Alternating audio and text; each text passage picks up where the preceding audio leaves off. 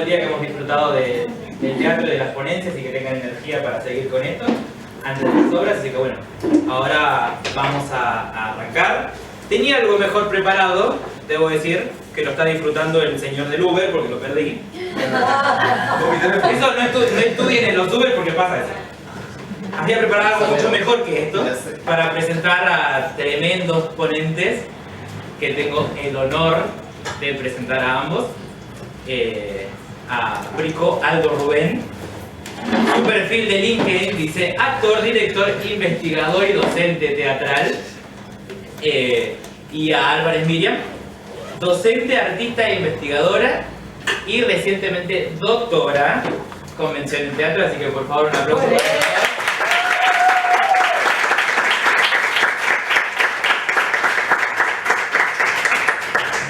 Bueno, hoy vamos a comenzar con ¿quién? Primero dos. ¿Vos? Listo. ¿Tiene ganas de comenzar? Respondo. Bueno, en principio quiero agradecer a los organizadores, las organizadoras hasta por acá, de este congreso por la invitación. Realmente muchísimas gracias. Que me hayan invitado a compartir mi trabajo. Gracias por la presentación, bueno, yo quiero comentarles acerca de mi trabajo de investigación, que es sobre un singular corpus dramático que denomino prácticas escénicas mapuche contemporáneas. Aclaro que cuando digo mapuche y no mapuches, ya está incluido el plural en la palabra, cuestiones de la lingüística y el mapudungún, en la que no me voy a meter ahora.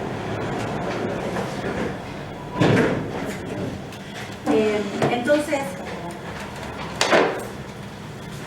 primero tengo que comentar y decir que mi trabajo surge como mi lugar como mapuche. Mapuche, nacida en la ciudad de Bariloche, debido a los desplazamientos forzados que ha tenido que sufrir la población mapuche hacia las ciudades. En segundo lugar, mi trabajo surge como teatrera mapuche. Dentro de ese lugar de teatrera es que me vinculo con el activismo político mapuche, y ahí es donde surgen las primeras preguntas de investigación que luego se van a ir sistematizando en lo que fue mi tesis doctoral, mi trabajo de investigación doctoral, y entonces es que llego a esta denominación en términos operativos de prácticas escénicas mapuche contemporáneas. Van pasando, porque solo digo, no tengo tanto tiempo, entonces quiero que vean algunas de las imágenes de estas puestas en escena con las que yo trabajo, ¿sí? Mi cabeza no tapa. Hay puestas en escena de la Patagonia Argentina y algunas puestas en escena de Chile. Entonces, yo en mi investigación doctoral abordé, como les decía, un corpus dramático que aún no ha sido analizado y que he llevado adelante por colectivos teatrales donde sus integrantes se autoascriben como mapuche, ¿sí? Entonces yo analicé diferentes puestas en escena en la provincia de Neuquén, Río Negro y Chubut, y en un periodo que va de 1987 al 2009. Esa etapa conforma diferentes momentos históricos, políticos y poéticos por los que ha pasado el movimiento político mapuche y que se ven representados en los montajes escénicos que yo analicé. Lo que me interesó analizar en aquel entonces y lo que me sigue interesando analizar ahora también son las construcciones de aboriginalidad. Esta es una categoría que yo tomo de una antropóloga que es Claudia Briones, y a mí lo que me interesa es observar cómo se construye aboriginalidad en estos colectivos teatrales mapuche y cómo son representados en los montajes escénicos. Es decir, cómo es la construcción que se hace de un otro indígena en la escena pública. Situación que involucra a diferentes agencias y no solo a los indígenas, en este caso a los mapuches, ¿sí? Esto con el fin de poder comprender, por un lado, las interrelaciones que hay con la matriz Estado-Nación-Territorio, es decir, cómo en este caso el Estado Nacional argentino construye al otro interno, a los indígenas. ¿Sí? Acá en la Argentina, por ahí para los que no son de acá, pero imagino que ya lo saben, es muy fuerte el discurso de que la Argentina, los argentinos, las argentinas descenden de los barcos. Entonces lo indígena está completamente invisibilizado, no solo el pueblo mapuche, sino también el pueblo wichí, el pueblo com, ¿sí? Y ese discurso es muy fuerte de invisibilización. Entonces me interesa observar cómo estos montajes escénicos dialogan con la matriz Estado-Nación-Territorio y por el otro lado, cómo son los mecanismos por los cuales se expresan, reproducen ese discurso o disputan esas formaciones de alteridad, ¿sí? Entonces, humildemente busco con esto poder contribuir a los estudios historiográficos al particularizar en los debates estéticos, socioculturales, territoriales e identitarios contemporáneos, visibilizando este corpus dramático de textualidades mapuche. Entiendo las prácticas escénicas mapuche, y ahí por si vamos, por favor, Natacha, sí, al primero. Por ahí si hay tiempo, después les cuento un poquito a qué obra pertenece cada fotografía, cada diapositiva. Esta denominación que digo, prácticas escénicas mapuche, yo lo entiendo como una praxis representacional que se expresa en textualidades, en procesos creativos y en montajes. Y que en términos estéticos y políticos, contextuales específicos, configuran diferentes universos simbólicos que hacen referencia al pueblo mapuche. Entonces, de manera provisoria, tomo esta categoría de prácticas escénicas mapuche contemporáneas que se definen por estas modalidades y funcionalidades. Textualidades dramatúrgicas, procesos escénicos, creativos de distintos grupos, montajes escénicos asociados a proyectos políticos, específicos, orgánicos, montajes escénicos con una finalidad didáctica y producciones teatrales con una orientación profesional. En términos teatrológicos, sabemos que los estudios se han ampliado durante los últimos años, complejizando esa mirada tradicional que se tenía sobre la praxis escénica, y en este marco sabemos que Jorge Duarte propone hablar del canon de la multiplicidad, ¿sí? Esto me ha ayudado bastante porque me habilita a pensar en las desfronterizaciones del término teatro. Entonces, en consecuencia, en este marco de producción, emerge una complejidad que nos obliga a redefinir la categoría de teatro a partir de estas nuevas prácticas, territorialidades y encuadres históricos. Entonces acá se abren nuevos enfoques teóricos, metodológicos, para poder analizar estas nuevas propuestas teatrales.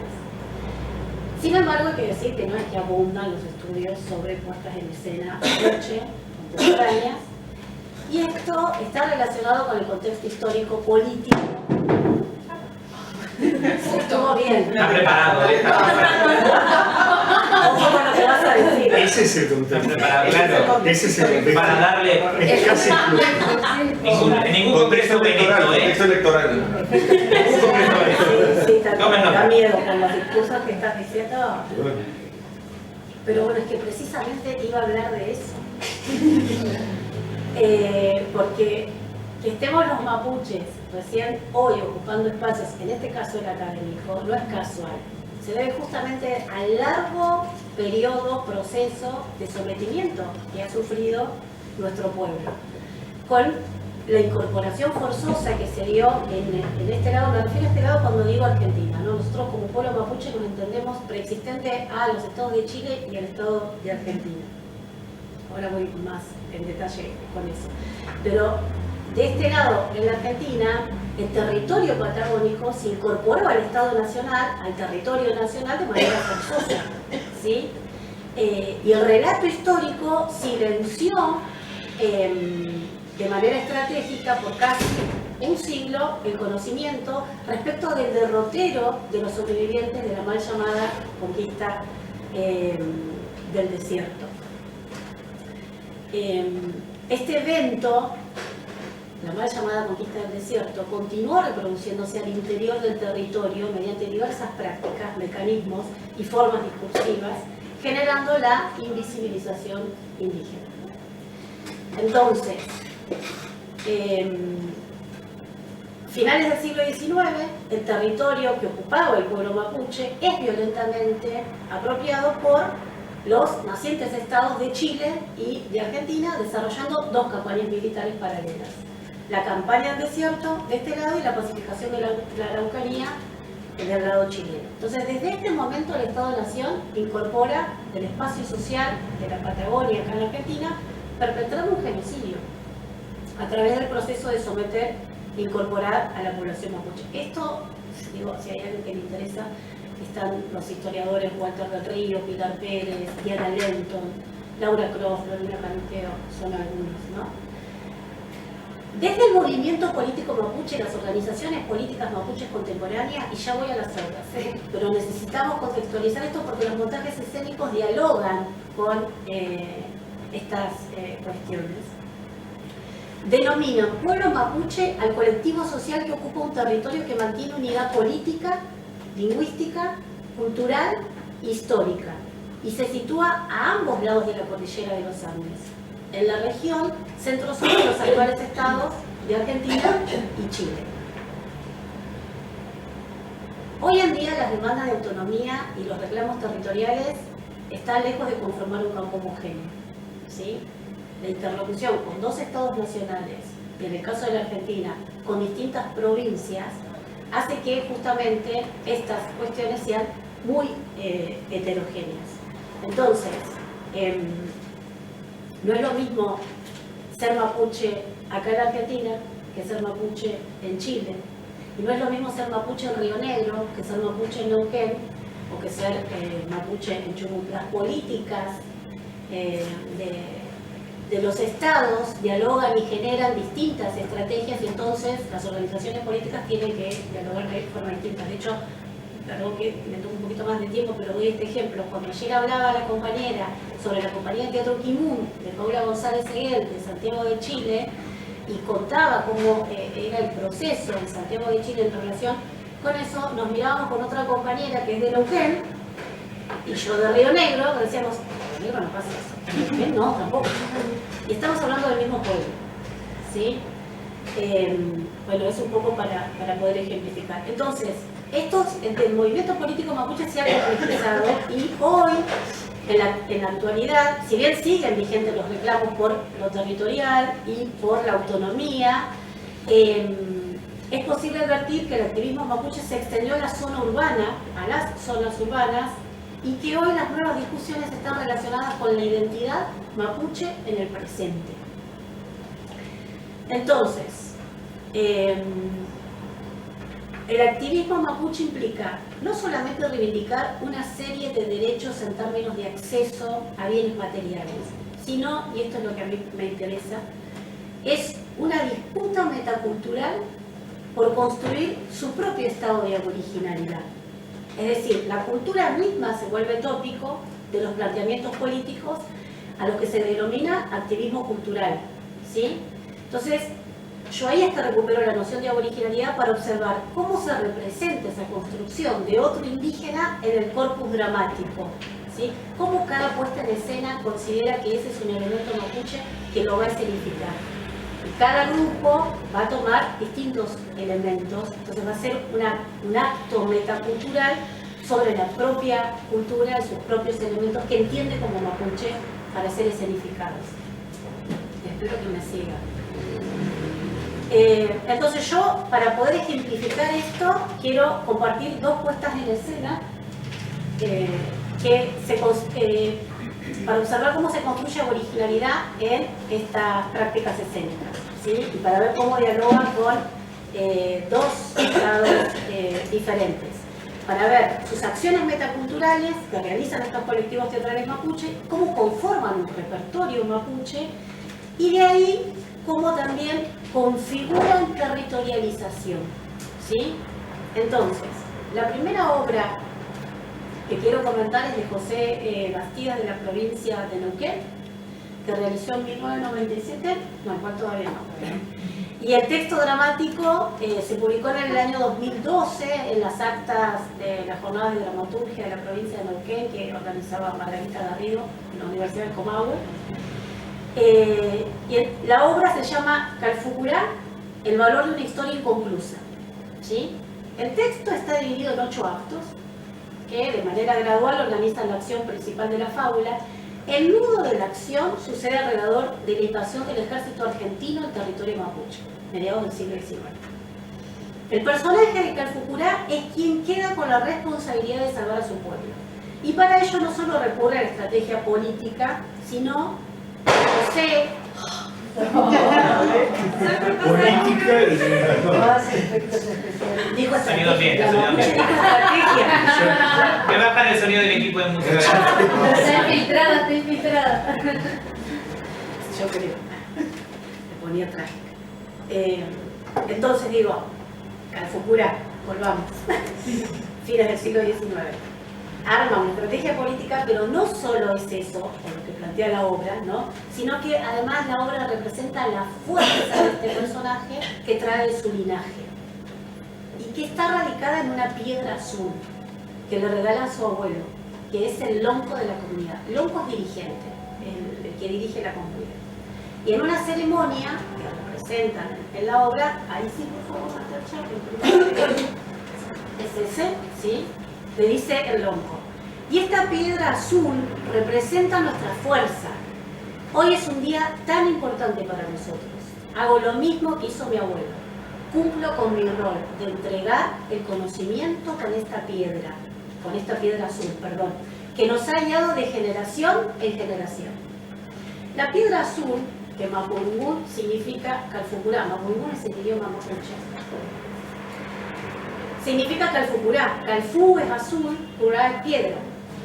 Y es como elemento lo que propone en la obra la dimensión espiritual, hecho que se puede relacionar con la búsqueda que se comienza a realizar en cuanto a recuperación cultural en los años 90 desde el movimiento político mapuche, puntualmente a partir de 1992, en los contrafestejos de la conquista de América, que, si se acuerdan, en 1992 España tuvo la brillante idea de querer festejar los 500 años de la conquista de América, y a nivel latinoamericano surgieron muchísimas organizaciones políticas indígenas que comienzan a organizar los contrafestejos.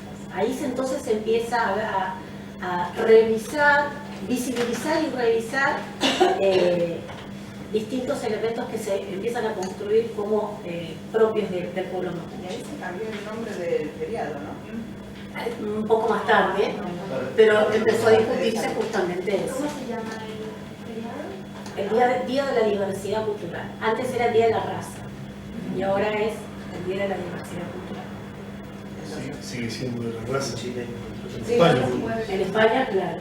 Sí.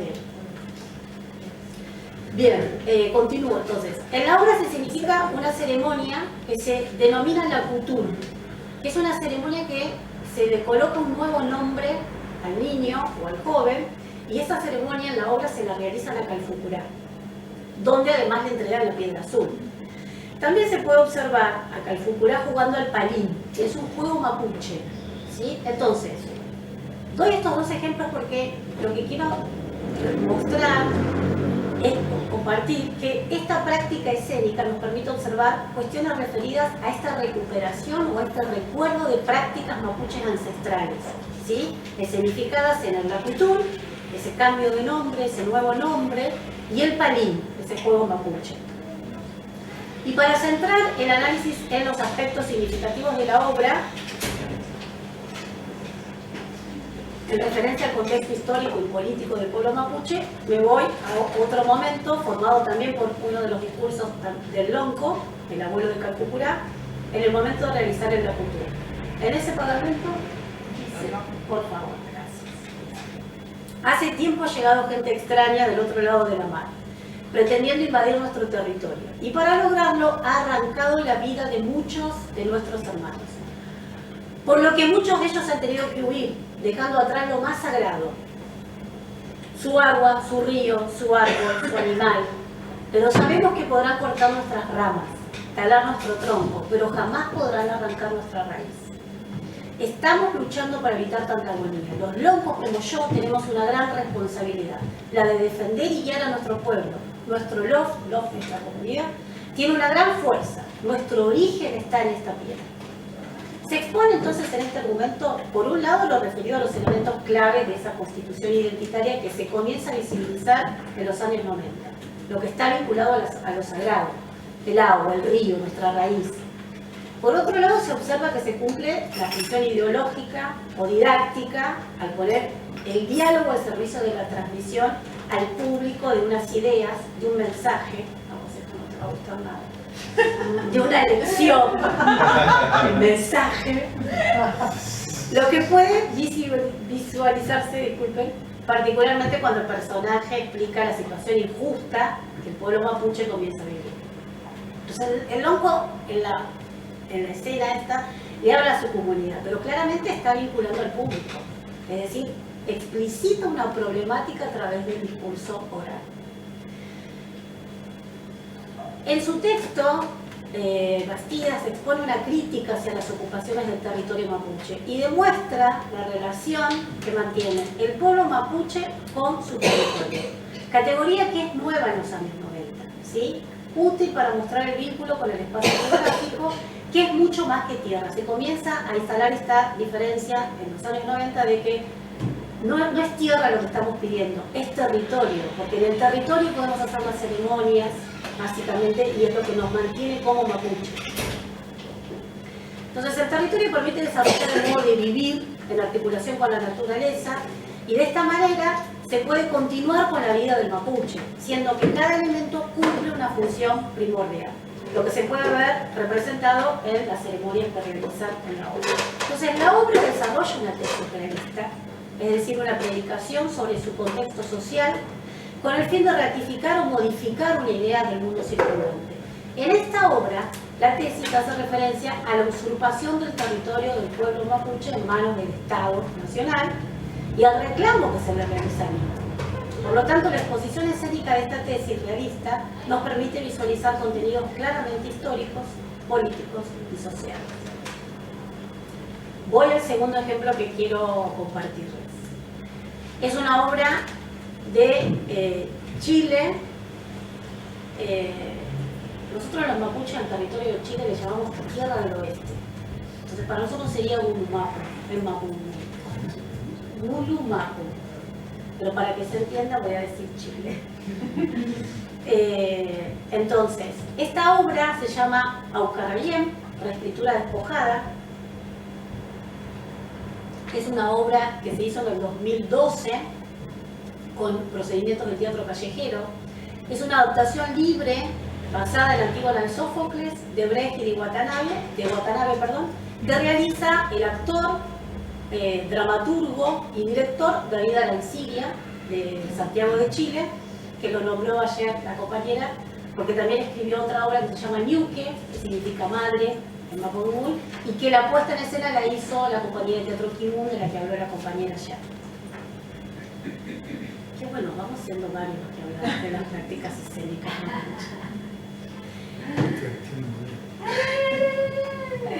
Entonces, esta obra, Aucarrabien, reescritura despojada, es una obra que comienza con una modificación que realiza Arancibia de la canción de Violeta Parra, Arauco tiene una pena, que fue grabada acá en Argentina en 1962, y en este trabajo Violeta lamentaba y reivindicaba las demandas del pueblo mapuche ya en aquel entonces. Arancibia modifica el nombre de Arauco por Rauco, porque Arauco sería como una deformación del mapudungun, en realidad la palabra correcta del mapudungun sería Rauco, y denomina a esta modificación que hace de esa canción Auquín, que significa eco en mapudungun. Al final, dice esta canción, los presidentes torturan, la presidenta también, como en la dictadura, como el general aquel.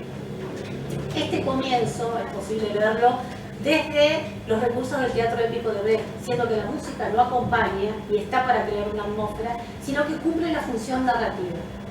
La obra no está dividida en cuadros o en escenas, sino que son los cambios de espacio dramático los que hacen que la obra se desarrolle. si configura así entonces el texto dramático en 9 momentos. El primero de ellos está constituido por el diálogo de las dos hermanas, Aucarayen y Fresia en este caso. Por favor. ¿Qué dice Aucarayen? Ayúdame a guardar el cultún. El cultún es el tambor sagrado. ¿Qué quieres hacer? El ubún. El ubún es la ceremonia que hacemos los mapuches a los muertos. Pero no sabes cómo hacerlo. Sí, recuerdo el canto de nuestra ñuque, nuestra madre, y de las ñañas, las demás mujeres. Recuerdo un canto que nacía de las lágrimas, pero que tenía mucha fuerza. Así les pedían los antiguos a nuestra gente. Pero no es bueno salir todavía. Acompáñame para que cantemos juntas. Esta no es hora. Tú sabes que no podemos salir. Punkumelay, Miaguchi, Punkumelay, Huaún, Chipaqui, Huecufuku, Tranquiche, Trafuentuki. En la noche no es bueno que andes. Sale el Huecufu. Huecufu le está diciendo, es una mala fuerza, pero le está diciendo a los militares. Y Aucarayen le responde: los militares no conocen estos caminos de noche, nosotras sí, porque los hemos recorrido desde niñas, cuando jugábamos, cuando visitábamos a los parientes, cuando acompañábamos a los grandes a trabajar. Ellos no me pueden ver. ¿Y si me encontraran qué? En este fragmento se presenta el conflicto que inmediatamente se desarrollará. Aucarayen busca realizar el ubún, la ceremonia del entierro, y Fresia, su hermana, le advierte que no puede salir. Al igual que en Antígona de Sófocles, el personaje busca enterrar a su hermano que ha muerto. La diferencia radica en que en este caso busca representar a través de una acción metacultural, una ceremonia mapuche, la referida a los muertos, que es el ubún. En ese sentido, hay una recuperación de las ceremonias ancestrales que se reactualizan en la década de los 90, como se ve en la obra anterior. El segundo momento dramático es representado en el Palacio de Gobierno, donde está el capitán general, quien dice: grupos de traidores y rebeldes que han atacado ciudades y asentamientos privados que dicen pertenecerles. Es por eso que hemos de comunicar que frente a estas circunstancias nuestras fuerzas militares han actuado como corresponde, con enorme valentía, para enfrentar a estos bárbaros. Y en un enfrentamiento donde han resultado algunos de nuestros hombres heridos, hemos abatido a un miembro fundamental de estas fuerzas rebeldes. El texto da cuenta de los mapuches muertos durante la democracia en Chile. En los gobiernos de la Concertación y de la derecha han sido asesinados alrededor de 15 mapuches en Chile. Desde el 2001 comienza una oleada de asesinatos a comuneros mapuche en manos de agentes policiales y civiles. Nosotros en Bariloche ahora estamos teniendo el juicio a Rafael Nahuel y el juicio a Brian Quinchahual, que fue un chico mapuche asesinado en uno de los supermercados de Bariloche por una persona una persona racista.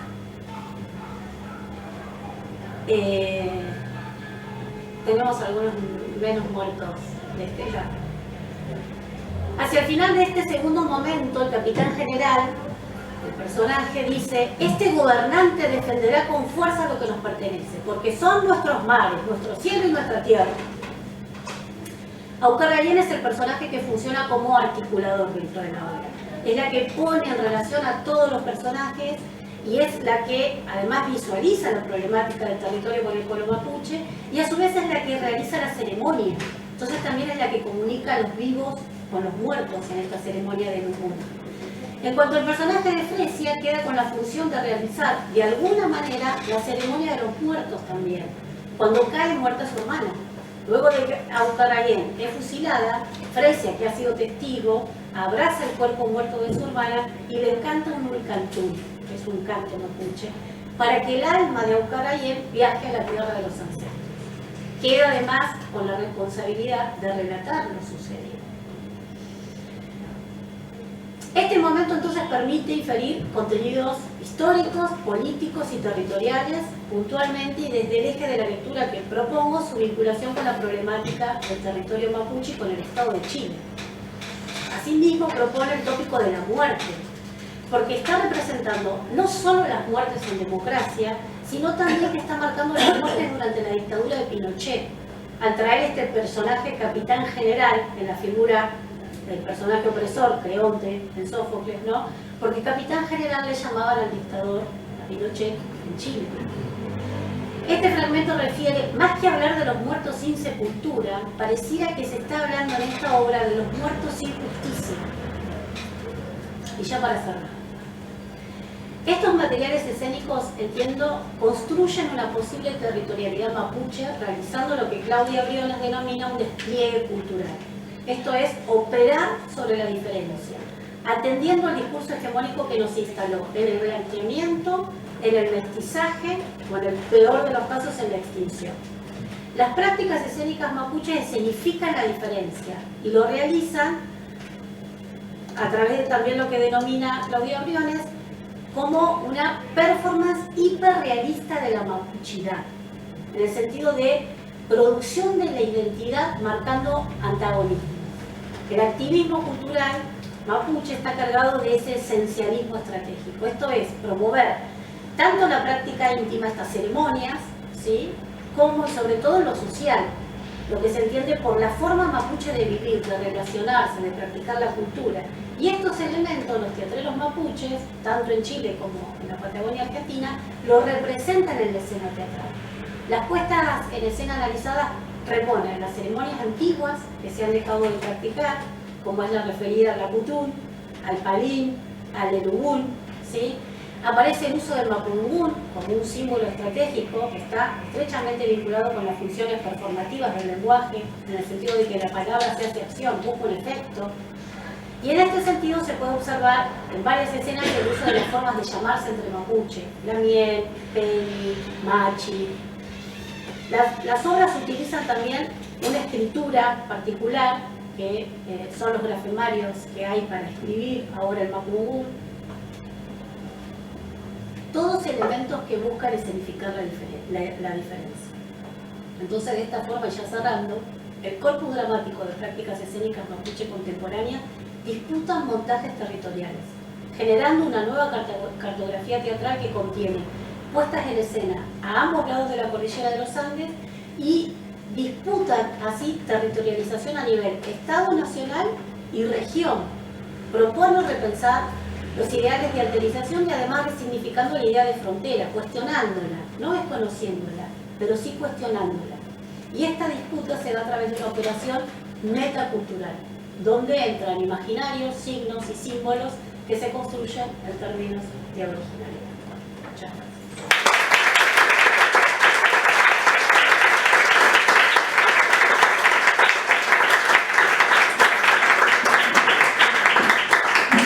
Muchas gracias, Miriam, por la conferencia. Vamos a abordar los comentarios para el final, después de la conferencia de Aldo, y vamos a hacer una charla completa de los dos. Ahora la siguiente conferencia es Retórica y Teatro, consideraciones sobre el programa dramatúrgico y escénico de los monólogos de la Comedia de Plaut. Todo suyo. Ahí tenía que... Bueno, gente, buenas tardes, aunque ya nos estamos viendo. A mí se me hace que es como trivial lo que voy a compartir frente a lo relevante de la conferencia de Miriam, ¿no? Porque yo soy un simple técnico que va a ocuparse de unas cositas allí, y frente a eso me tiendo a pensar que se reviste de trivialidad lo que voy a decir. Así que, hecha la salvedad y agradeciendo eso, vamos a hablar un poquito de ciertas cuestiones del universo latino clásico. Esta es una mesa de provincias, Sí, ¿no? y de temas exóticos. Y en el extranjero. Y en el extranjero. Está muy bien. ¿Cierto?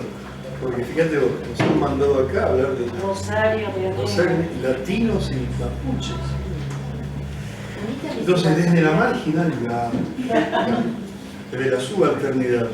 Bueno, gente, antes de empezar a compartir esto, quería contarles que este escrito responde a una serie de intereses que venimos trabajando hace mucho tiempo, que están vinculados con mi doctorado, con mi postdoctorado, porque soy insistente y terco en esas cosas, y se vinculan con dos cuestiones. Una, la relación entre retórica y teatro, y cuando digo retórica digo las prácticas discursivas tendientes a crear emocionalidad y empatía, y no la retórica como argumentación, el logos, ¿no? que es justamente la gran preocupación antigua que muchos no vieron o no quisieron ver o no ven del todo, y parece ser el núcleo de las operaciones retóricas, conseguir la empatía ajena, la creencia ajena, y por otro lado, la reformulación, la revisión de ciertos estereotipos de lo clásico y del teatro en general, a partir del privilegio de poder estar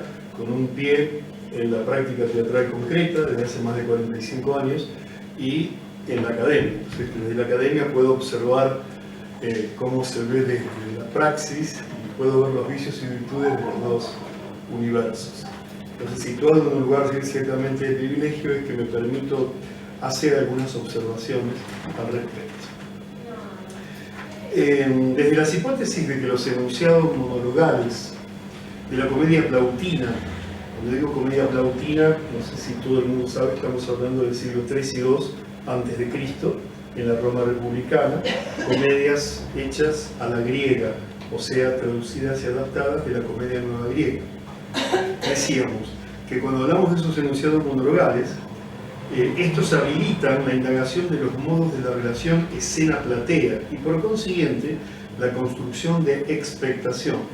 Estas consideraciones analizan en términos de seducción pragmática de un auditorio la eventual recepción de la Roma republicana, reconocida por sus conductas disruptivas, su atención voluble y eventualmente dispersa por las ofertas feriales de los ludix caenici, los juegos escénicos que el Estado patrocina. El Estado financia esto como parte de las campañas políticas, los ediles y magistrados pagan a las compañías que compiten y eso produce un mayor rédito político. Es decir, que la comedia está en una dinámica política y por eso sus contenidos, sus tópicos, no contradicen el mos maior, es decir, no contradicen el discurso senatorial, no son revolucionarias ni contestatarias, sino que se adecuan perfectamente a las condiciones, decíamos, del Estado patrocinante. Esta inquietud no ha sido atendida de modo pertinente y frecuente en los estudios sobre el teatro de la antigüedad y articula un amplio campo de investigación que la problemática de la percepción humana abre, no solo para pensar en una retórica escénica, sino también en una teoría de la eficacia de los discursos artísticos de la copresencia.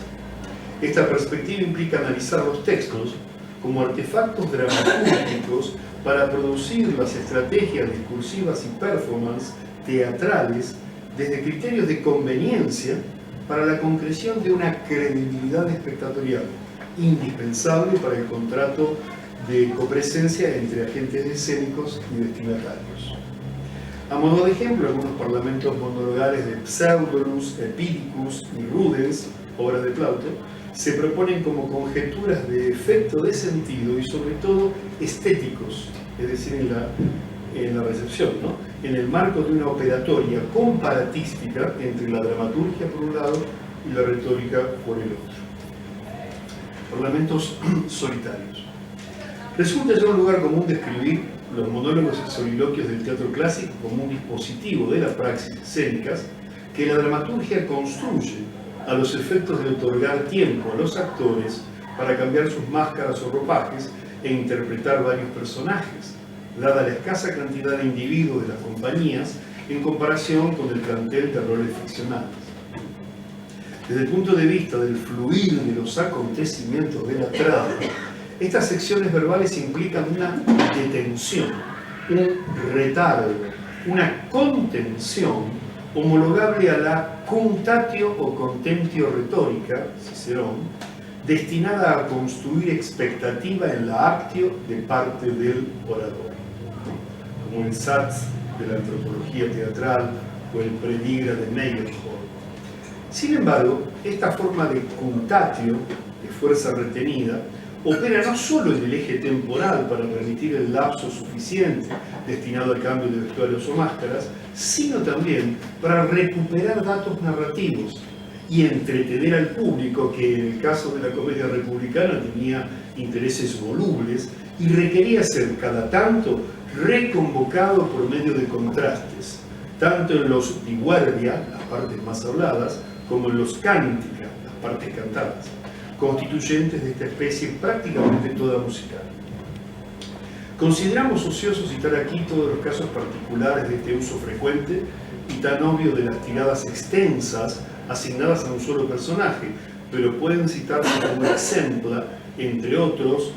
Bueno, hay un montón de datos que, como no están allí, no los voy a repetir, pero en la Comedia Anfituo, en Curculio, en Mercator, en Miles Gloriosus, Mostellaria, Persa, Pseudus, etc. De las 21 comedias, casi en la mitad o más de la mitad hay una utilización de estos largos monólogos que son el terror de actrices y actores. No saben qué hacer con ellos. Porque la función era otra. De todos modos, más allá de una relación estrecha entre la práctica espectacular y el texto que la respalda, sostenemos que la preocupación por el convivium y su supervivencia prosiguen sustentando los fines de la escritura plautina. Un diagnóstico insoslayable del auditorio, el decorum de la retórica, la adecuación, se hace presente en la manera de la dispositio de la teatralidad plautina.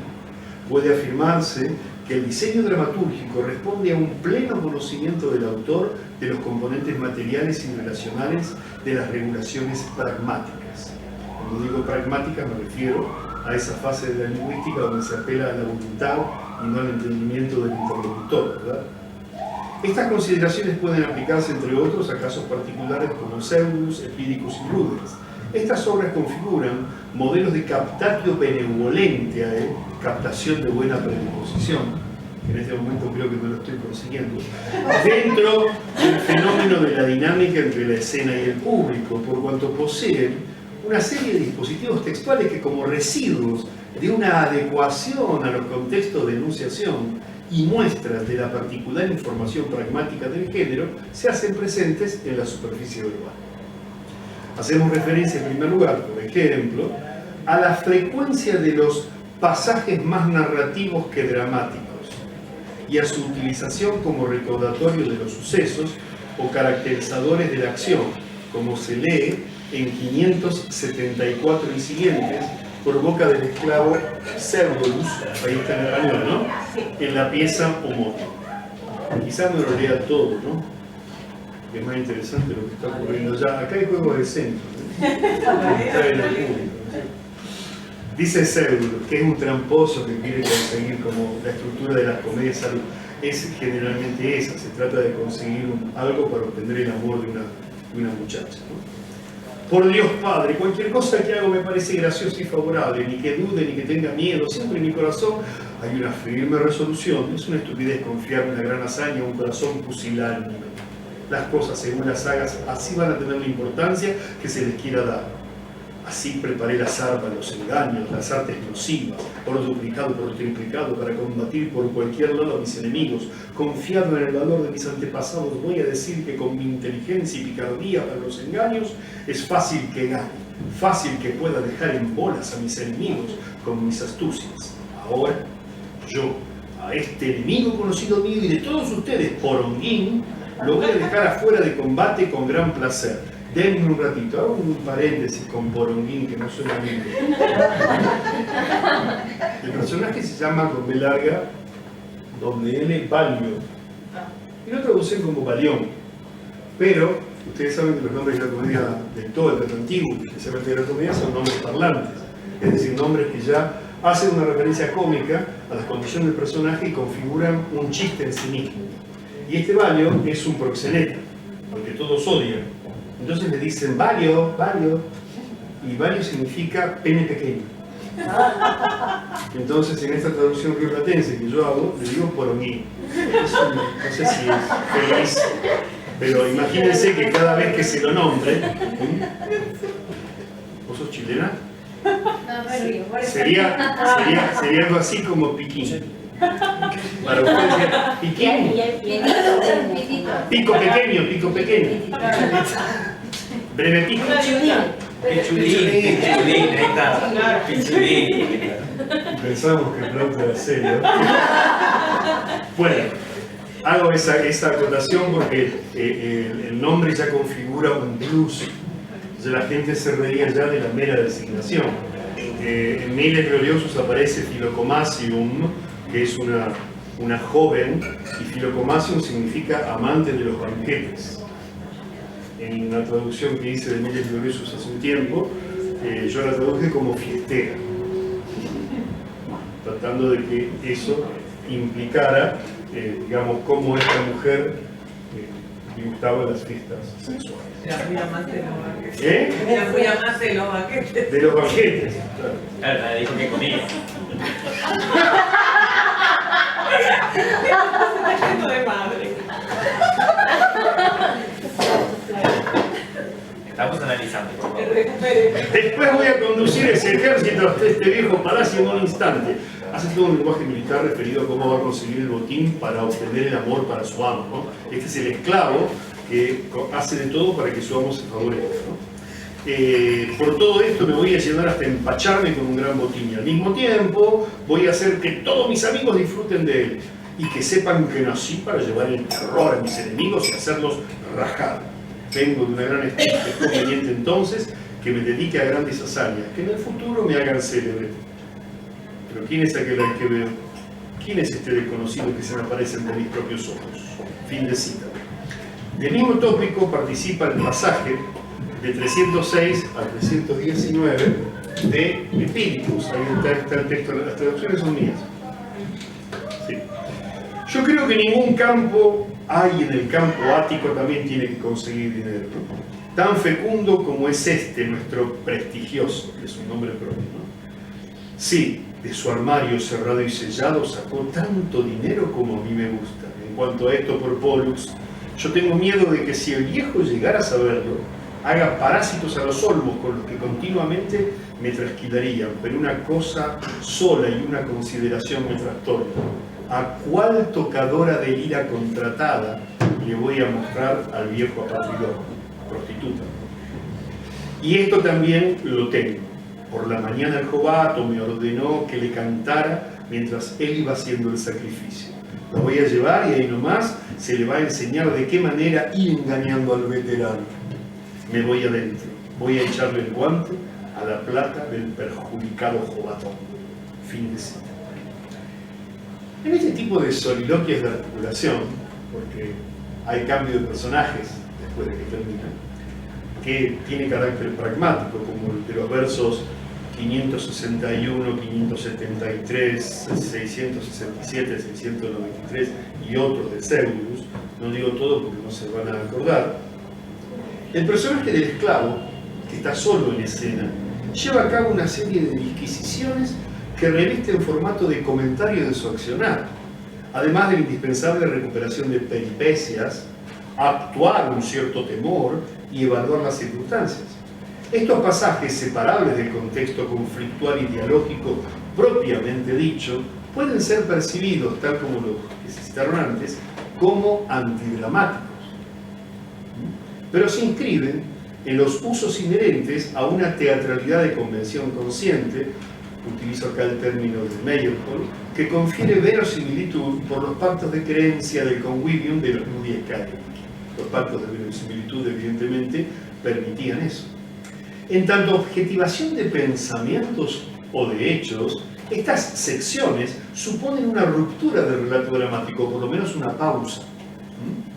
Por ello, más allá de las necesidades de guión escénico para la construcción de acontecimientos y personajes, este tipo de intervención, más la música, puede, desde la práctica escénica concreta, otorgar tiempo, reiteramos, para que los histriones cambien sus aditamentos y vestidos en vistas a la próxima secuencia, conforme al número reducido de comediantes de la Grex, de la compañía, y su relación con el grupo de dramatis personae. Sin embargo, en el interior de esas estructuras es posible señalar un mecanismo de ligadura. El hecho mismo de la extensión del comentario del personaje se relaciona con la categoría de demora, perteneciente a la tensión dramática. De este modo, cuando parece que se está por abrir la próxima secuencia, un juicio, una apreciación, un segmento comentativo bloquea el fluir e instaura una tardanza en la línea de acción. Una vez más, se estimula el deseo de completitud del espectador. Suena feo, pero es completitud. Una vez más se estimula el deseo de completitud del espectador por el camino del amado. ante la ansiedad de información sobre los hechos de parte del público, una verdadera digresio acrecienta la curiosidad para aumentar la expectativa. En otras palabras, dadas las condiciones particulares de este tipo de parlamentos, se advierte en ellos un significado añadido que responde a la implicatura en términos legales.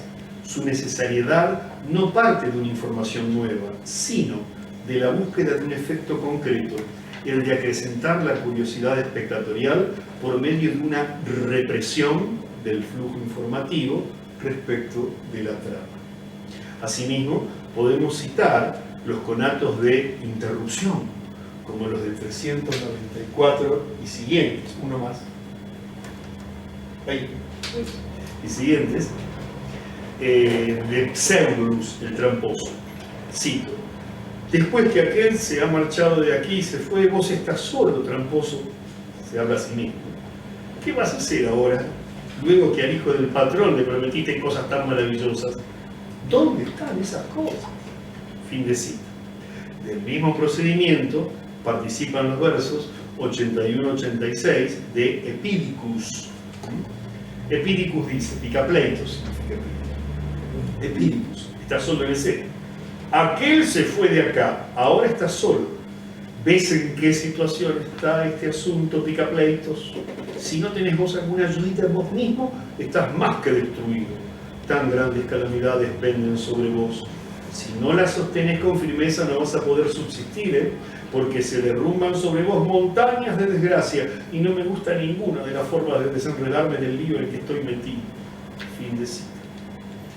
Estas inserciones de relato oral, en las que la máscara del ciervo aparenta quebrar el equilibrio de su conducta, configuran un protocolo habitual en las dinámicas de la narración ante un auditorio. Si los receptores pudieran haberse distraído, el actor, solitario y focalizado, rescata acontecimientos de la fábula, probablemente no percibidos, al modo de las estructuras de guión usuales en las telenovelas latinoamericanas. Ordena y crea la sensación de la inminente interrupción de la trama. Planteado de esta manera, el desequilibrio, la atención espectatorial se recicla ante la senestesia provocada por el quiebre y ruptura del establecido, como vemos en Pseudolus 398 y siguientes. No sé qué voy a hacer ahora, dice Pseudolus. No tengo preparada ni la más pequeña parte de límites confiables para urdir la trama. Y también en Epidicus, ¿qué voy a hacer? La persona, la máscara, no sabe realmente qué hacer. O se trata de la búsqueda de un efecto por instrumentos de un simulacro. Esta aparente duda, quid faciam, ¿qué voy a hacer?, con formato de pregunta retórica que reviste de debilidad al rol, se vincula con el equilibrio precario que plantea la antropología teatral, observable en lo que se denomina equilibrio de lujo, tanto del cuerpo del actor y de su dictum, su discurso, como de la estructura de la fábula. En el caso del primero, existe en la tradición, las técnicas de configuración de autoridad europea son un ejemplo, una ley consistente en la deformación de la manera cotidiana de desplazarse en el espacio o de mantener el cuerpo inmóvil durante el espectáculo. Se trata de una alteración artificial del equilibrio muscular que provoca tensiones en la morfología del oficiante y requiere de este un gran esfuerzo.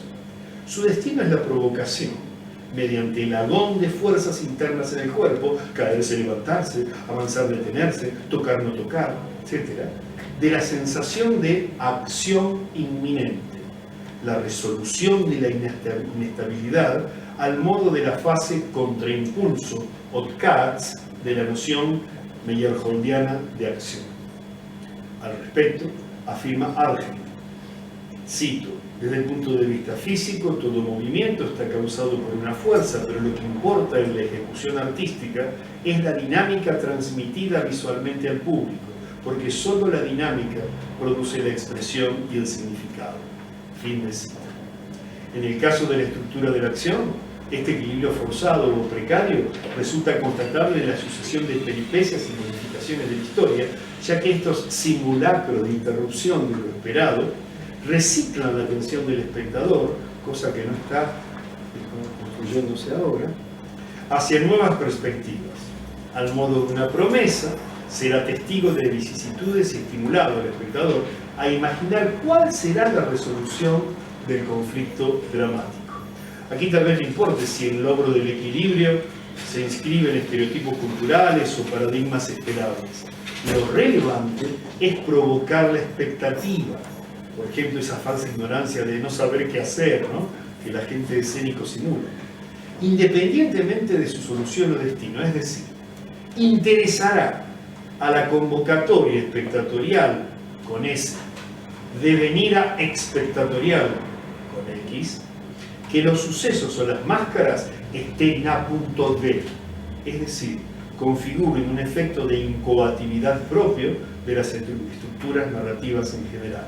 Aquí el componente contextual de la información pragmática emerge como una serie de datos incompletos que invita al espectador a colmar la secuencia en una operación que remite a un erotismo poético que apela a la actividad espectatorial de aquel, del espectador. Otro dispositivo textual, les prometo que voy terminando, otro dispositivo textual de índole pragmática a tener en cuenta, lo constituye la narración de lo ya visto, un ordenamiento del diseño escénico. Nos referimos en este punto a otra denegación escénica, la que podemos llamar la falsa redundancia o aparente pleonasmo. Véanse los versos 409 y siguientes de Pseudus. Dice por allí: pero tengo que reprimir la voz y la charla. He aquí que veo a mi amo, el ñato, venir acompañado por su vecino Bonaparte.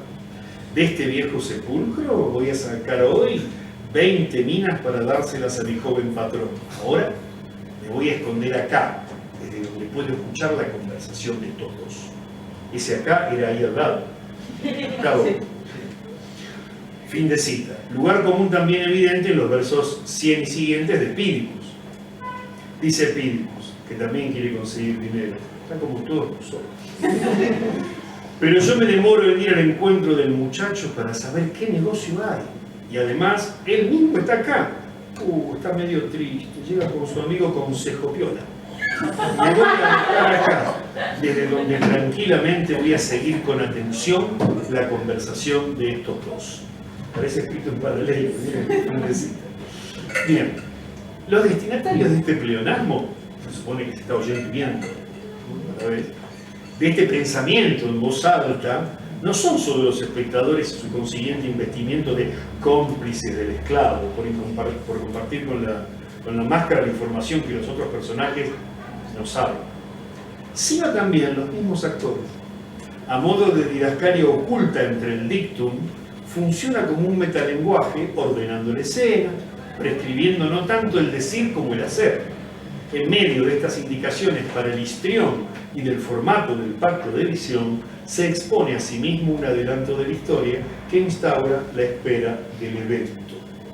Podemos decir que en la dinámica interna de los intercambios dialógicos y enunciados monológicos de las máscaras plautinas subyace una tercera referencialidad, la del metatexto, en la que la prescripción sobre la actio, sobre la acción, organiza el montaje kinésico del intérprete. Tengamos en cuenta que la gente esta no tenía demasiado tiempo para ensayar y tampoco existían didascalias o textos segundos en los escritos, ¿verdad?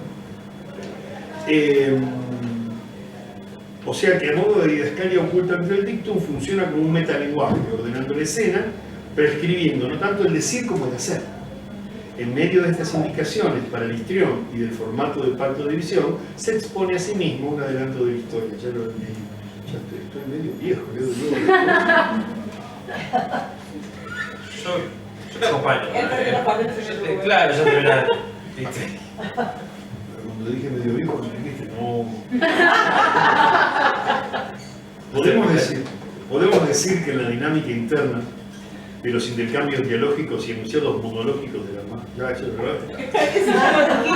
No, pero es para decir si estaban atentos. Me estás escuchando, está muy bien. Lector privilegiado o enunciador para sí mismo, el histrión construye con su decir su propio accionar y la del resto de sus parteneros. En estos casos, El sujeto del relato, del decir de los personajes, es doble.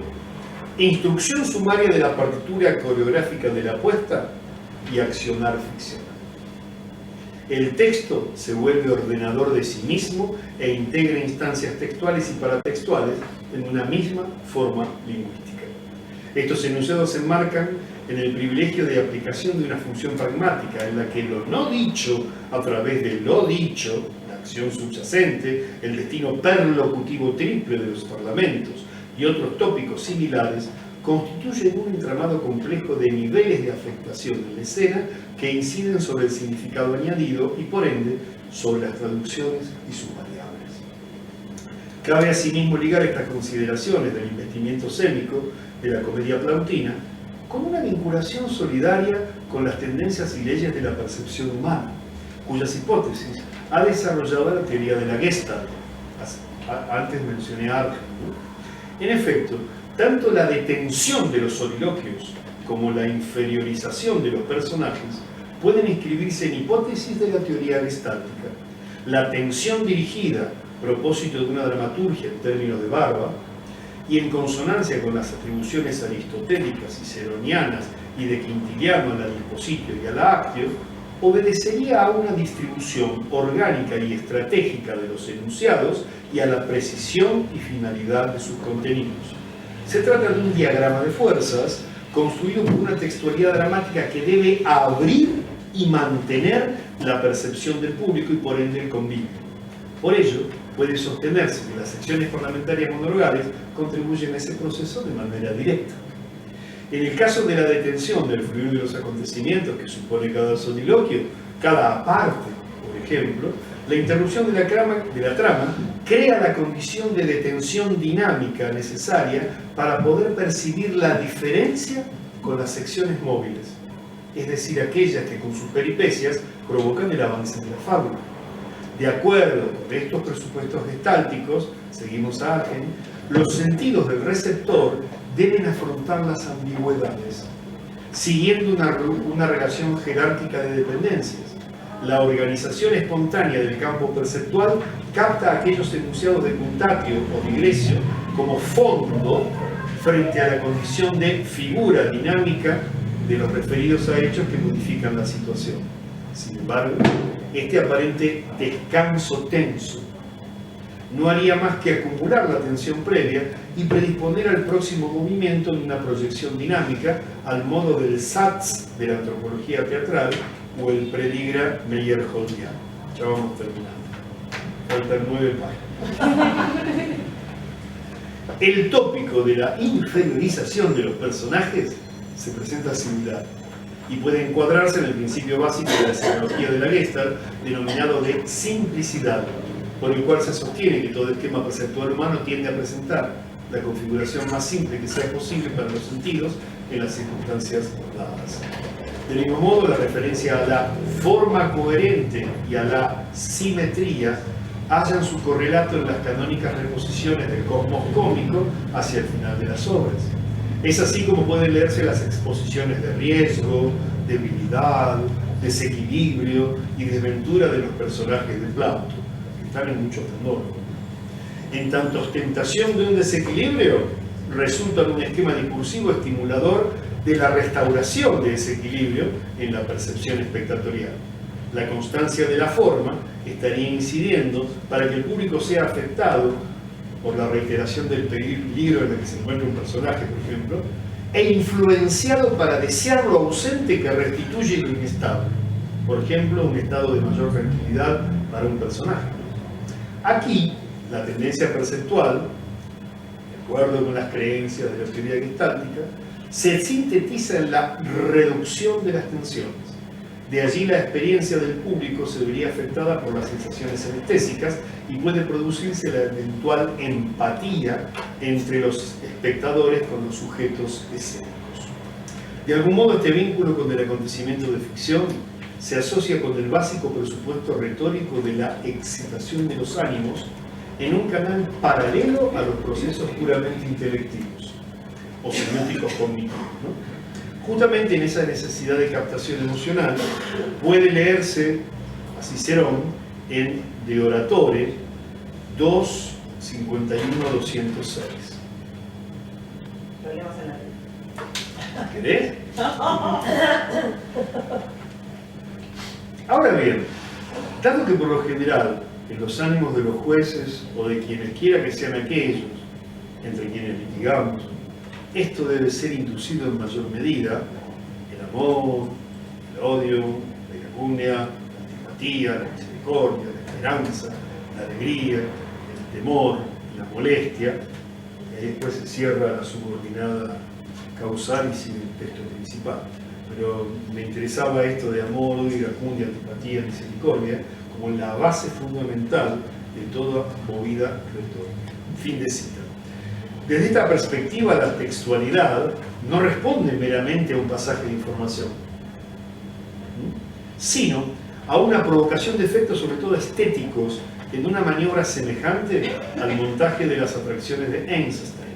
Conforme a esto, los enunciados monologales remiten a un conjunto de escenas, entornos, personajes, conflictos y acciones, y al mismo tiempo intentarían operar sobre la indispensable percepción abstracta. ¿Cómo estamos de tiempo? Pasados. ¿Pasado? Acá dice 33:05. Bueno, ¿tengo 5 minutos más? ¿Están muy cansadas, cansados? Creo que... La obra no empieza hasta que vos no termines. No, la obra que la empecé. No, ¿Tenemos tiempo? Bueno, un simple ejemplo de la comedia Rudens, el cable marino, la historia de un naufragio en la que se basó Shakespeare para hacer La Tempestad. Parte de esta obra Rudens, que tuve la oportunidad de ver hace muchísimos años en Roma. En Rudens, la Puela, la joven palaestra, nacida libre pero sometida a esclavitud, para regocijo de la Anagnórisis final, donde se descubre que es la hija de un hombre libre, se arrastra desde el mar a causa del naufragio de la nave en que viajaba y expone su soliloquio en la misma tesitura de la victimización indispensable para atraer la simpatía del público. Es también el discurso oral de ese personaje femenino el que denomina y otorga función a los trastos y objetos de la escena. No había escenografía, nada. Que hasta el momento del acto no ingresa en la relación con el público de modo fehaciente. Se dice, existe. ¿No? Nos referimos a la mención de cómo debe verse vestida, ¿no? A la protagonista. Viéndome vestida de esta manera. O cuando dice, estos son los restos de mis bienes, etc. El resto del soliloquio obedece al canónico ordenamiento de los sucesos que integran la secuencia de la historia para que el público pueda acceder a la información y a la insistente apelación a la inferiorización que resulta manifiesta en muchísimos pasajes.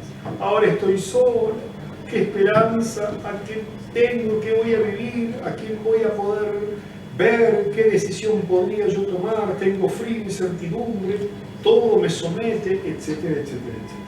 Se queja todo el tiempo, pobrecita. La otra víctima del naufragio, la joven Ampelisca, es también inmediatamente enunciadora de una tirada de versos que integra el módulo de autoconmiseración que prepara el encuentro entre ambos personajes femeninos y después. Y dice ella allí, este es el ¿qué es mejor para mí? ¿Qué viene más al caso que separar la vida de mi cuerpo, tan mal vivo y tantas preocupaciones desalentadoras hay en mi pecho? Así están las cosas, no tengo consideración a la vida, he perdido la esperanza con la que me deleitaba, etcétera, etcétera, etcétera. En ninguna parte lo encuentro y mientras tanto no encuentro a nadie que conozca las respuestas. Bueno, una actriz que tiene que hacer esto se muere. Imagínense ustedes, ¿de dónde se agarra una actriz desde el punto de vista técnico para hacer esto? Es un lamento puro. Y aparte, ¿quién es la o el interlocutor? El alguien, el público. ¿A dónde se dirige? Desde el punto de vista pragmático, ¿a dónde va ese texto? ¿No? Son cuestiones para otra intervención. Pero quiero decir, con toda esta construcción de autoconmiseración, pobrecitas las dos, lo que se está buscando es justamente ese sentimiento de inferioridad para que se identifiquen con ella. Fin de cita, no la hacemos todo el tiempo. Mientras que claramente el personaje reitera el tópico de la desgracia, la desesperación, la inutilidad de vivir y la desolación, se supone que ambos cuerpos se hallan en escena, uno por allá y otro por allá, a la vista de todos los espectadores, sin la mediación de obstáculos físicos que les impidan verse. O sea, el dictum monológico opera aquí como un habilitante absoluto de la relación visual. Me acuerdo del prólogo de Enrique V de Shakespeare, ¿no? El coro. Cuando vean un caballo, imagino, bueno, que sea la imaginación de ustedes la que...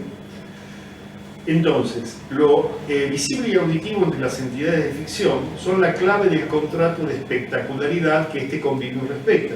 Sin embargo, es dable pensar que el artefacto literario escrito para la escena rinde y provoca efectos, no solo en el imaginario como reservorio de historias y discursos institucionalizados, sino también en la atención primaria, en la percepción inmediata, en la vinculación más directa con la recepción urbana de Roma. Llevar a cabo la captatio benevolentia, la captación de buena predisposición del público, requiere de un ajustado mecanismo pragmático que no solo ordene la escena, sino también que seduzca y manipule el campo de los destinatarios. En ese trámite, la actio teatral plautina recurre a procedimientos inscritos en la retórica y la pragmática, formando parte del ideario común de la ars benedicendi, la técnica del bien decido, el bien hacer, la preocupación de afectar al interlocutor, más allá de que la teoría sobre esta última no se formalizara en esa época, ¿verdad?, a modo de conclusión provisoria. Si la dramaturgia se entiende no solo como un tejido verbal que crea el efecto de una realidad ficcional, orientada a la composición de un relato en términos de trama, sino también como una sintaxis orgánica o dinámica que orquesta o prescribe los ritmos y dinamismos que afectan al espectador a nivel nervioso y sensorial, estamos en condiciones de afirmar que la producción plautina puede ser leída como el embrión de un hecho retórico teatral en el que el decorum, la adecuación, ¿no?, por el conocimiento que el autor tiene de la audiencia, permite divergentes criterios de edición de los materiales verbales, más allá de las interferencias que cada conjunto de la especialidad ha aportado, ¿no?, en una opacidad inexorable. En la tradición estos textos han sido manipulados. Se está en condiciones de escudriñar ese objeto de estudio considerándolo una huella de operaciones pasadas, una textualidad que evidencia residuos de adecuaciones de recepción a pesar de las sistematizaciones y entradas en convención a la que aquella ha sido sometida en cada perspectiva hermenéutica y filológica. En efecto, una teatralidad sometida a la presión de la supervivencia en un convivio pleno de disrupciones como el de los Ludi, necesita prever tácticas discursivas que religuen y estimulen permanentemente a los integrantes de la causa, del público. Como parte del ejercicio de un oficio concreto de las praxis escénicas, de traducción y de adaptación a las circunstancias de enunciación, Plauto elabora de manera programática conjuntos parlamentarios anclados con preeminencia en dispositivos retóricos.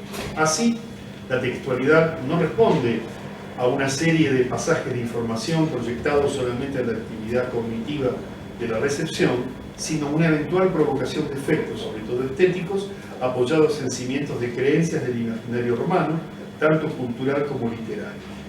Los polos de la relación escena-platea, actuación-expectación, requieren una mutualidad, dado que no existe uno sin el otro. Esta necesidad conduce a una poiesis bifrónica.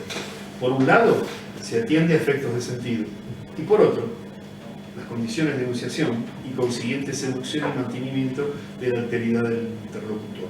Es allí donde se puede vislumbrar una operación retórica plena en términos de programa de captura perceptiva.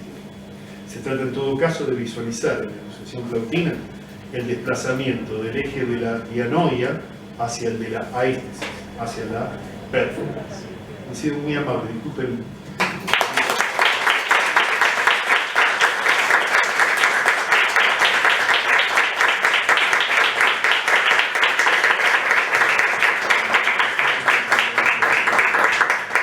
Muchas gracias, Aldo. Qué mucho todo, ¿eh? De los dos. ¿Cómo dividirnos? Bueno, ahora abrimos la conversación. Si tienen algo que preguntar, algo que comentar, para cualquiera de los dos exponentes. Bueno, yo empiezo.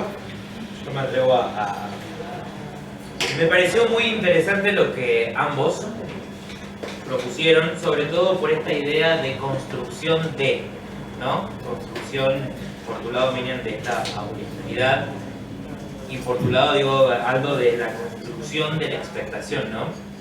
Y cómo se construye de ambos lados, y pensarlo desde el lado de repensarnos como prácticas federales, ¿no? Que vos hablabas del teatro mapuche y todo lo demás, y de pensar nuestras prácticas, y esto que también se da en este congreso, de cómo nos miramos hacia nosotros mismos, ¿no? Pensar esta idea de mirada por ahí del teatro porteño que tenemos los de las otras provincias, y cómo empezar a mirar hacia adentro, a pensar, a repensarnos y a construir conocimiento desde ahí, ¿no? Desde nuestras propias prácticas escénicas que están inscritas en una territorialidad y están inscritas en una dinámica, ¿no? Y cómo también desde el otro lado se construye esta expectación, ¿no? Como desde donde el espectador de qué mira, qué piensa, qué dice, ¿no? Y cómo, nada, cómo se produce esto y cómo lo llevamos a cabo y lo traemos a este congreso, que me parece fabuloso.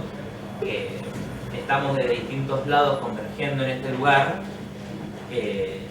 y trayendo justamente lo que venimos a decir, y me parece sumamente interesante esta idea de construcción de desde dónde y desde para qué, y este espectador que lo tenemos muy marcado, que nos pasaba, digamos, en esto cuando nos tocamos a charlar y qué sé yo, de esta mirada de lo que tenemos dado, ¿no? De pensar el teatro y de cómo también la conceptualización y la teoría del teatro se pone en juego con un montón de cosas que terminan pasando, ¿no?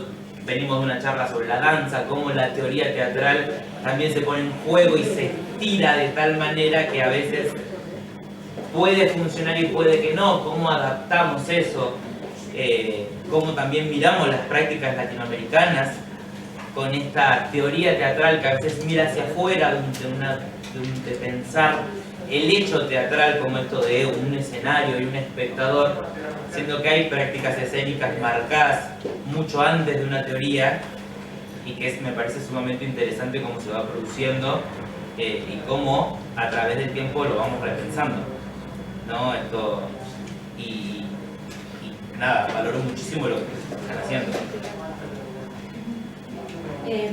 Por ahí sumar a lo que estás diciendo, Manuel, que para los teatreros mapuche es muy importante esta construcción que nosotros decimos de empezar a visibilizar nuestro teatro o nuestras prácticas escénicas mapuche. No ha sido fácil porque, o sea, de hecho, denominar el trabajo de los teatreros mapuche como teatro mapuche cuesta el día de hoy. Por eso es que yo tomo esta categoría de prácticas escénicas mapuche contemporánea. Hemos sido muy cuestionados, pero me parece que justamente estamos en una construcción de pensarnos cuáles son los elementos.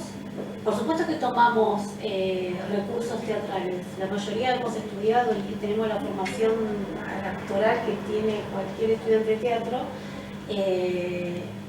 Por ahí el plus es que somos mapuche, entonces estamos queriendo pensar un teatro que nos represente en un contexto político, histórico, social que urge también que utilicemos las disciplinas a las que nos dedicamos para que nos puedan representar. Entonces, es una construcción también esto de las prácticas escénicas mapuche contemporáneas. Hoy las denominamos de esta manera, tal vez más adelante estaremos pensando otra forma, pero sí me parece que es muy importante nombrarnos, a pesar de que estamos en construcción, que nos podamos denominar, porque eso también nos permite visibilizar este corpus dramático. Estaría en consonancia con la noción de territorialidad que plantea Jorge Duarte. Claro, exacto. Nos ayuda un montón. Eso. para poder justamente, esto que yo decía un poco en el trabajo, que no desconocemos que hay una frontera, pensando por ahí en Chile y en Argentina, o las fronteras provinciales, Neuquén, Río Negro, Chubut, ¿sí? La cuestión es que la estamos disputando. De hecho, ahora, por ejemplo, una de las teatreras mapuche, Soraya Maiconio, tuvo una charla con la gente del INT, de los representantes de Chubut y Río Negro, para justamente decir, pero nosotros los teatreros mapuche, ella es más ortodoxa y de hecho se autodenomina como mercá, que sea mapungún, se dice teatrera mapuche, pero prefiere a mercá. Significa la que representa, el que representa. Entonces dice, pues si nosotros trabajamos como mapuche en Lago Pueblo, en el Bolsón, en Viedma, no, o sea, sí, está bien, reconocemos, pero que tengo que ir a hablar con la del INT de Chubut. ¿Por qué no piensan también que nosotros el territorio lo estamos pensando de otra manera? Y le dije, bueno, a ver, hacer un escrito, justificar eso. UNIPT. Instituto UNIMT, Instituto Mapuche. Sí, pero la cosa también es cómo construimos juntos. Porque eso también es lo que me parece sumamente importante. No es que estamos queriendo salirnos. Si bien las puestas en escena, algo que nos cuestionamos bastante también, ¿a quién estamos? ¿Cuál es nuestro público? Claro. ¿A quién estamos queriendo representar nuestro trabajo? Pero es muy importante esto que ha hecho Soraya, de ponerse a escribir y pensar, bueno, a ver cómo justifico, y estas categorías de territorialidad, desterritorialización que plantea Bugatti nos han ayudado un montón para argumentar este pedido. Pero la idea es seguir trabajando juntos y pensar, porque digo, las problemáticas que tenemos como pueblo mapuche, como pueblo indígena, no es que nos afectan solo a los mapuches, sino todos los que vivimos en una sociedad queremos que sea una sociedad más justa, más equitativa. Y en ese sentido entiendo que nos involucra a todos y a todas. Quería agregar una cosita que pensaba mientras los escuchaba a los dos, que en relación a esto que decís del territorio, porque también pasa algo así, obviamente están todos muertos los latinos, pero hay algo así también, porque me parece que el problema que tenemos es no asumir que somos modernos y que leemos desde la modernidad, y que lo que tenemos que hacer es corrernos del eje de la modernidad y leer a cada uno en su territorio, ¿no? Porque digo, Plauto está lleno de guarangadas, y vos agarrás las traducciones plautinas y no lees, o sea, te parece que los chistes verdes son del Bedi Porcel y que Plauto nunca hizo algo así. Sin embargo, eso es por la mirada, digamos, del coro que tiene la modernidad para leer el teatro antiguo. Claro. Hay algo, ¿no?, de extranjerización que se hace a todo el teatro por fuera de la modernidad. Y entonces, yo me acordaba mucho de una ponencia que escuchamos hoy en relación a la traducción, ¿no? Hay que hacer un esfuerzo de traducción en todos los teatros, por fuera de la modernidad, desde una mirada no moderna, más allá de la cuestión del idioma. Sí, Me parece que es súper interesante eso. Yo quería preguntarte como el desafío de analizar las prácticas, como tú señalas, prácticas escénicas contemporáneas, desde una mirada más decolonial, o sea, como desmarcándonos como de la matriz del teatro occidental, sino que entenderlas más como desde su,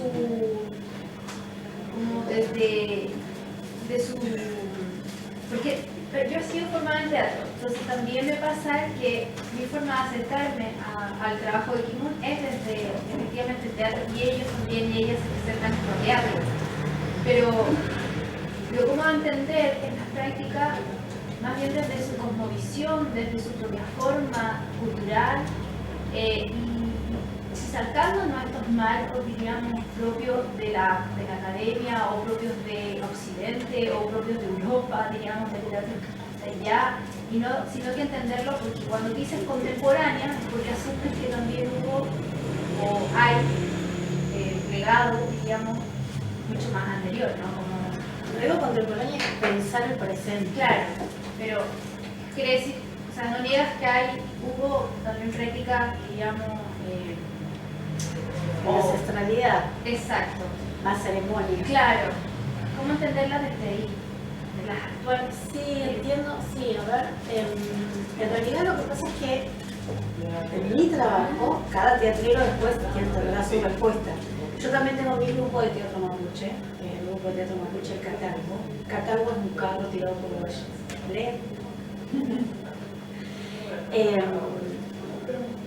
No nos interesa en el Catango, y tampoco me interesa pensar el análisis que hago de este corpus dramático desde lo decolonial. En algún momento lo hice, me sedujo poder pensar, descolonizar los cuerpos para pensar en gestos y un repertorio corporal mapuche que hable en esos términos. Pero justamente lo que me seduce a mí analizar es ese cruce entre lo que tenemos nosotros como occidental. Vuelvo a decir, yo tengo esa formación actoral, y no reniego de esa formación. Lo que digo es, ¿qué hago yo con esa formación que tuve en el teatro? ¿Y qué hago con mi identidad mapuche? Yo quiero contar esto ahora. Lo que yo dije, yo soy nacida en la ciudad, mi mamá era de una comunidad mapuche, fue muy silenciada. Entonces digo, yo eso lo quiero, la historia de mi mamá es la historia de mucha población mapuche. Entonces, ¿cómo nosotros desde el teatro podemos representar eso? Soy profesora universitaria, no reniego de eso, me interesa justamente el poder inhibir, no sé si es la habilitación. ¿Quiénes son los destinatarios de ese tema? Sí, eso me lo cuestiono más por ahí. No sé si te respondía, porque si no sabes qué siento... Perdón, pero me parece que hay algo que nos estamos olvidando. Sí. En la idea de decolonización, tendríamos que empezar a recolonizarnos como espectadores.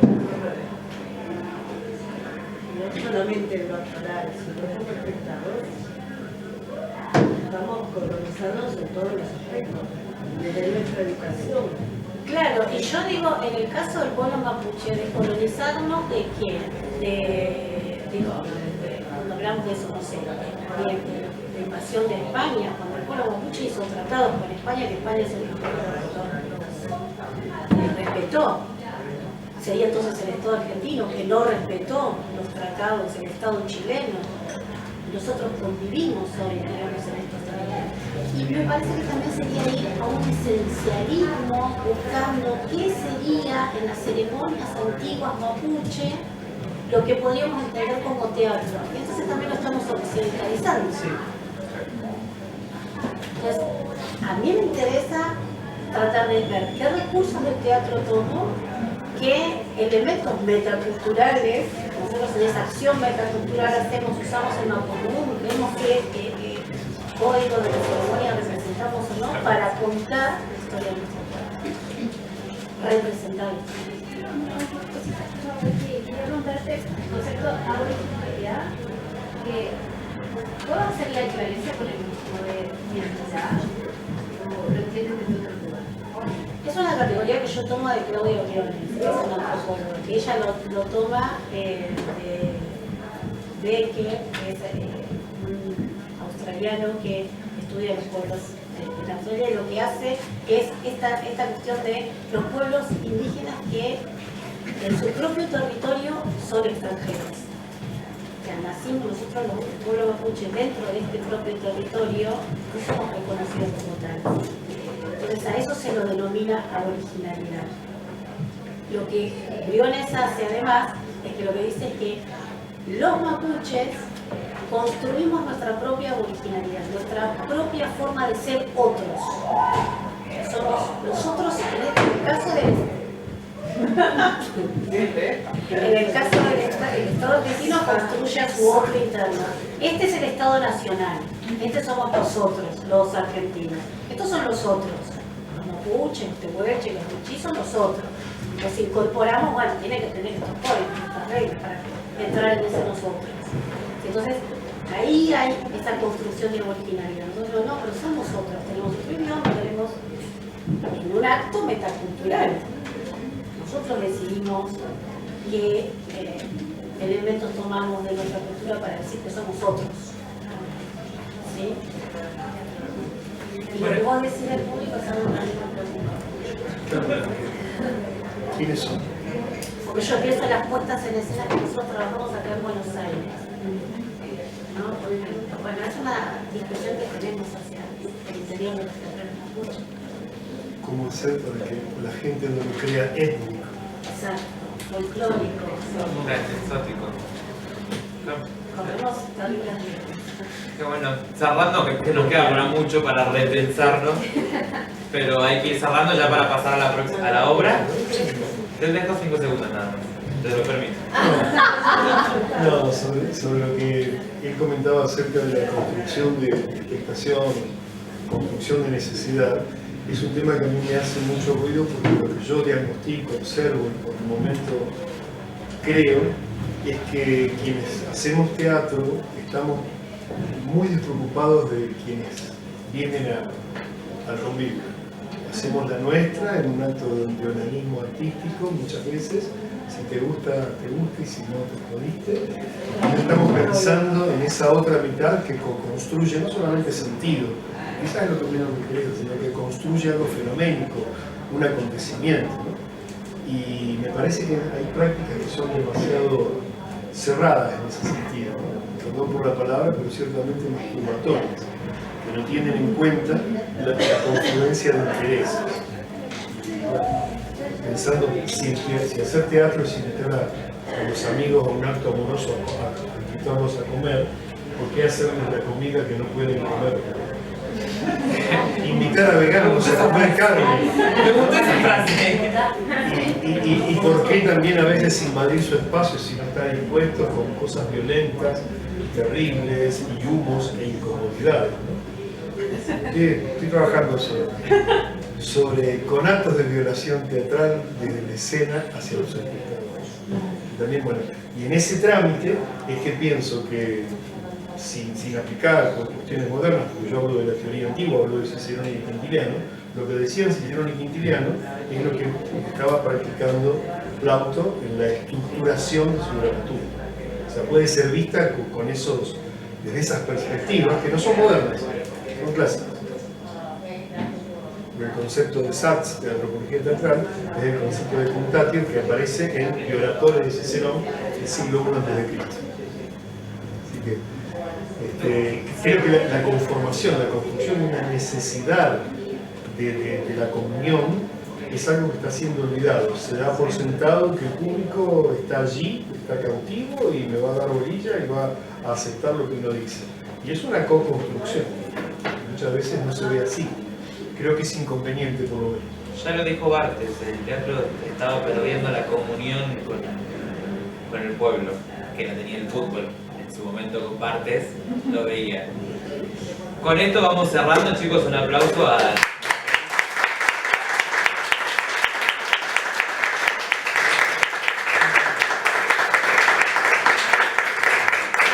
¿Nos vamos preparando? Sí,